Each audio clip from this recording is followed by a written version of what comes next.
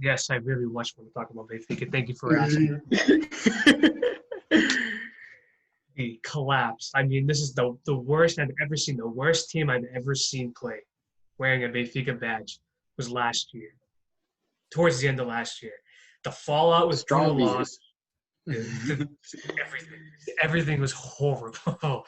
They literally, I don't even. You're gonna get me go back to this, right? We collapsed a 7-point lead in the league to Port, right? And then in the domestic cup final, Portugal down to 10 men, and they score 2 goals on a set pieces, and we lose the game. The worst I've ever seen it. I was embarrassed to be a Benfica fan during those days, and I wanted change in the offseason. I want to change in the front office of the team. I still want change in the front office of the team. I don't care what he brought in this window, but he did bring back our Lord and Savior, George Jesus, my man. And when you're gonna, and they promised George Jesus a lot of money to spend. They gave him everything he wanted. So George Jesus is like, sure, you can pay me a lot. You can pay me the 10 million that you're gonna pay me this season, and I'm gonna buy as many players as I want. So let's go through the list here. This ought to be fun. All right. So start off, you have Jan Vertonghen. He was the first confirmed one. Jan Vertonghen is big. That's if everything went to plan, we would still have Ruben Dias. So at the time, it was going to be Ruben Dias and Jan Vertonghen, and that's a very good 1-2 right there. Then you have Gilberto Jr. from Fluminense from Brazil. This is supposed to help us out on our fullbacks because Andre Almeida, I love the guy to death. He's been on the team for a very long time. But if I'll be honest with you, the guy sucks. This man, this man literally, he takes so many crosses. One of them goes in, and like it's okay, right? Everybody's like, "Oh my god, this guy's so good." But the other thing, right, is that I have a whole collection in my backyard of missed crosses that he's fucking brought in. Okay, he's so bad. All right, but that's what Junior's supposed to help with. that's what Junior's supposed to help out with. Another man that we signed was Luca Waldschmidt from Freiburg. This was my favorite of the transfer window. It was very cheap. Low-key bargain. For 17 million for a guy like this, I was like, oh, this guy's going to be amazing. And he went under the radar with all these fans because the next guy I'm going to talk about, Everton Cebolinha. I don't know how we got this guy. I really don't. I don't know how we got this guy. This guy is too good for this league.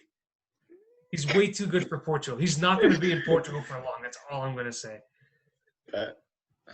All right. Then, to get another striker in here, we go to – this one's a very interesting one, though. So, we went to the Segunda Liga – or what's it called? It's Segunda Liga, right, in Spain, something like that?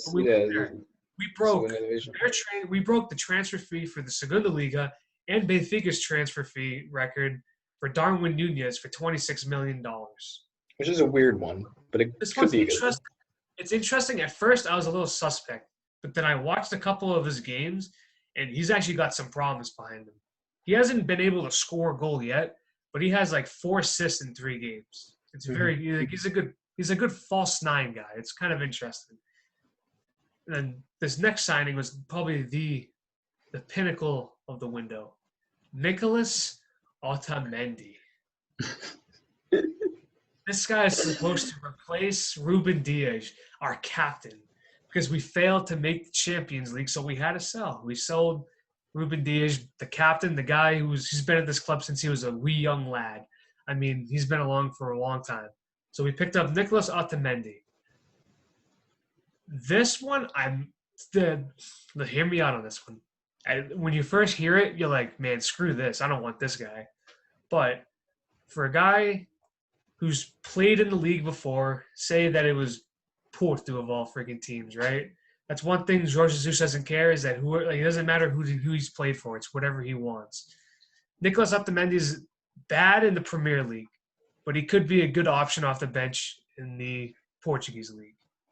And he is going to be starting on the bench because Benfica just went to Barcelona and were like, hey, we want your Jean-Claire Todibo. Todibo, yeah, is the literally okay. That's the pick. That's the pick of the transfer for me. You may say it's Everton. I am big on Todibo. I am a huge fan of Todibo. I would second that. He's a great young center back, and I cannot believe that you got him. It's on a loan, and I think there is a buyout clause for it. There is, yep. So, I mean, that could be something big there. But this transfer window has been amazing. I've been very happy with it. And, like, you look at who we've sent out, right? Chris Willock, who we picked up a couple years ago. He's off the QPR now for less than $1 million. We were going to try and do something crazy with him. Nothing really happened. Alpha Smedu, who actually I really did like a lot. He scored an amazing goal in the Champions League. I don't know if you guys ever seen it, but it was like the most unusual goal of all time. It's either Champions League or Europa League. It was very unusual. Jota is on loan to Real Valladolid, which he needs playing time because every time he came in to play for Benfica, he did not do very well. He doesn't. Thomas Tavares, he needs more playing time, so he's off to Deportivo Alaves. Vinicius, of course, is out.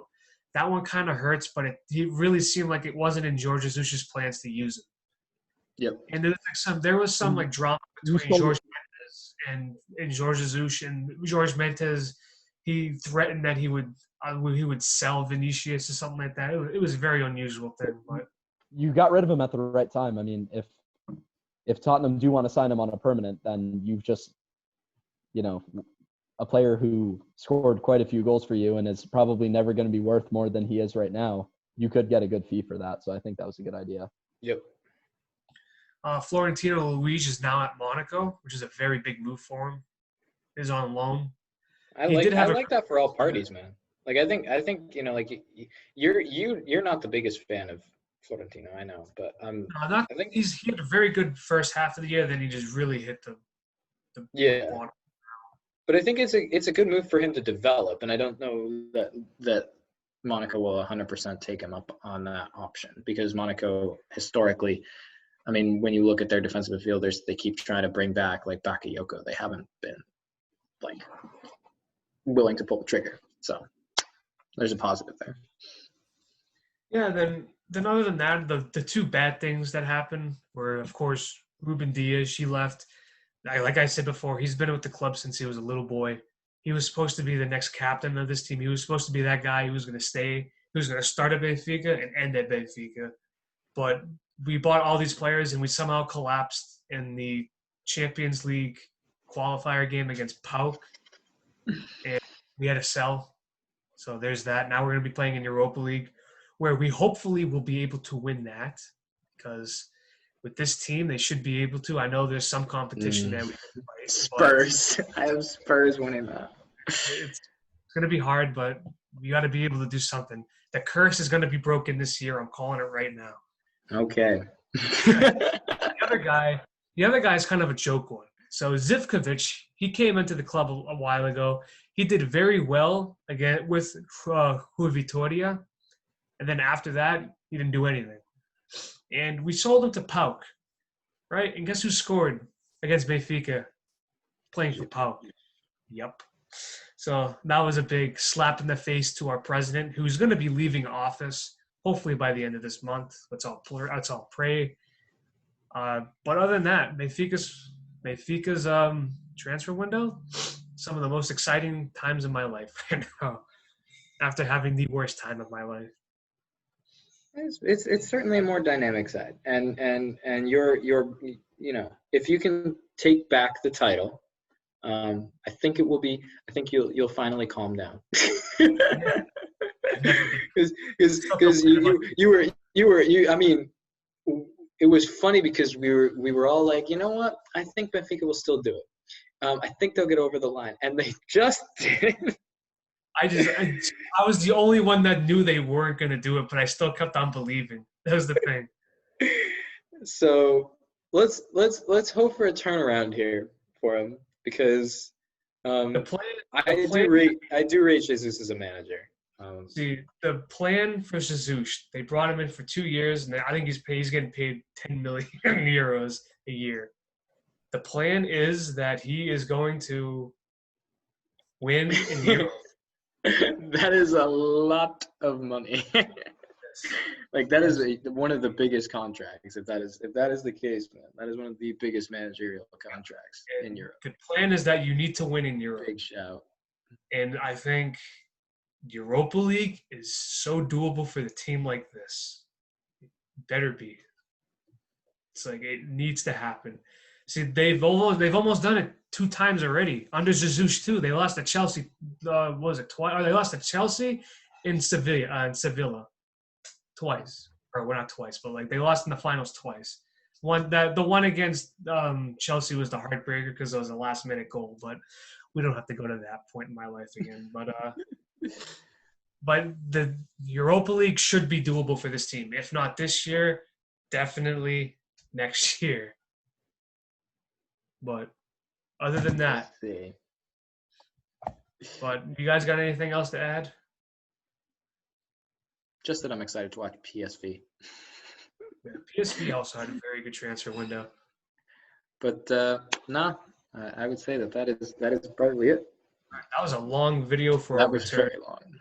For our return to the soccer podcast, or not even a podcast. This is a separate video. But well, everybody, thank you for the long wait for this. You know, if you somehow are still here at the end of this video, you're a real G. I really think so. So from me, from Nick and Seth, we want to say thank you, and hopefully we record another video soon. Thank you. See you later. That will be shorter. That will be shorter. All right, peace.